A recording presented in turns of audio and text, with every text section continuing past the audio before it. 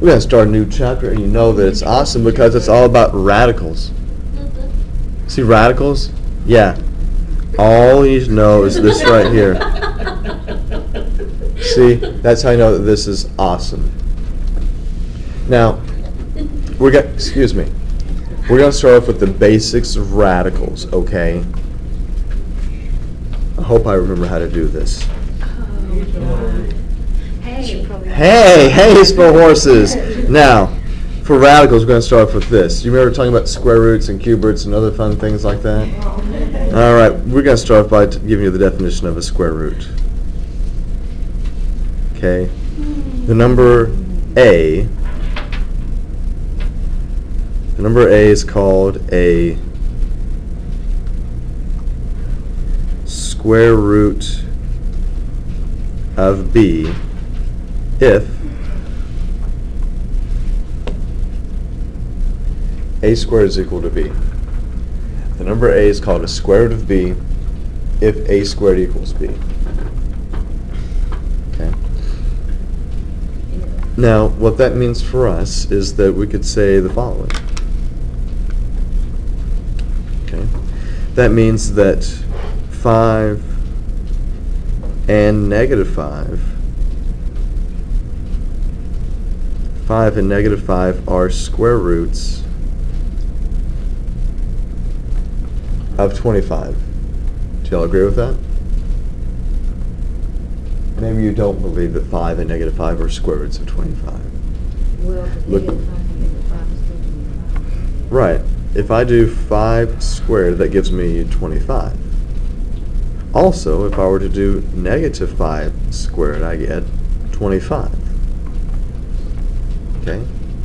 So there's two numbers that are square roots for 25. Now, we need to talk about the mathematical notation that we use for asking for the square root. Okay? Bless you. Gross. Now, we'll use this symbol right here. Make sure you write the symbol correctly. Okay? This is what we call the radical sign. And what you see right here, this is for the principal, or what you guys would consider the positive square root. That's the symbol that I use for the positive or the principal square root. Okay? So if I actually write this,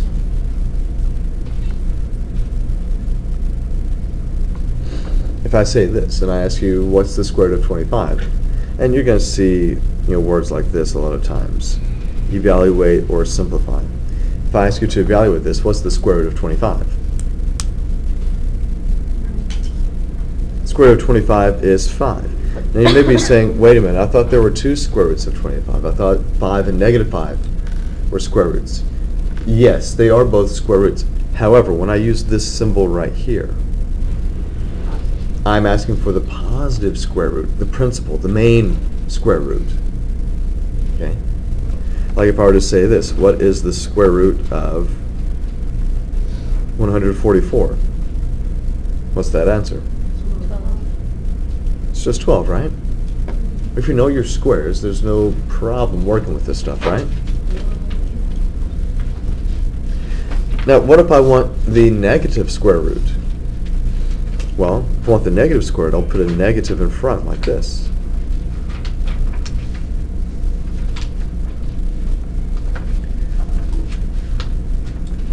So in this case, I want the negative square root of 49. So we know what the square root of 49 is, right?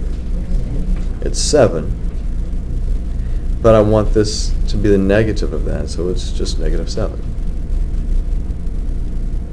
Do you all agree with that? Who's with me? Yes? Fantastic. Okay, what's the square root of... See, I'm just making these problems way too easy for you. I want to build up your confidence so I can crush you sufficiently in the next video. What's the square root of 100? All right, you guys are rocking it. You guys are rock stars. Like I'm in 4th grade. You know what? gold star. And put a little happy face on your attendance chart later. Just remind me. Okay? Great. Now, sometimes we see super neat radicals. Okay? We might see something like this, the square root of 4 over 81. Oh no, we have fractions. We better stop right now before we soil ourselves. Oh, bringing it strong today on a Monday. Good for you. You're right. That is going to be 2 nights. Now, how did she do that? Because she's what? Is that because she had all 3 servings of her 1 muffin? Really what you're thinking about is this. What squared would equal 4 over 81? What would you square to get that? That's what we're trying to figure out with the square root. What would you square to get 4? 2. What would you square to get 81? So the answer is 2 ninths. What do you think?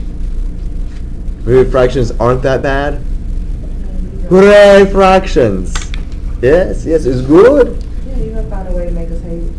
Oh. She negative. She always says that. Yeah, she's being very negative today. What's the square root? It's okay, because of traffic. Yeah, whatever. When there's traffic. Yes, I told you. What's the square root of negative 36? -6.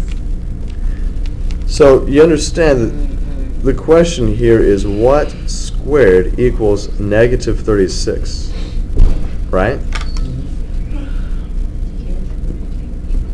So if you say 6, is 6 squared equal to negative 36?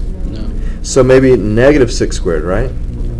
But that's equals to positive 30. Yeah, it's equal to positive. What? I can't believe this. This is so wrong. So is it undefined? This is not a real number. At the end of this chapter, we're going to talk about what does this guy mean and how do I work him out. And that's just a small little component of what you're going to see in the next chapter. So, don't get these 2 guys confused. You have to pay attention to where your negative is. In the example, if you're on the left, you have a negative outside the radical, so you do the radical first. Square root of 49 is 7. Then you tack on the negative. Okay. Here, the negative is inside. So this guy's not a real number. The square root of a negative is not real. It leads us to something called imaginary numbers that we're going to talk about later.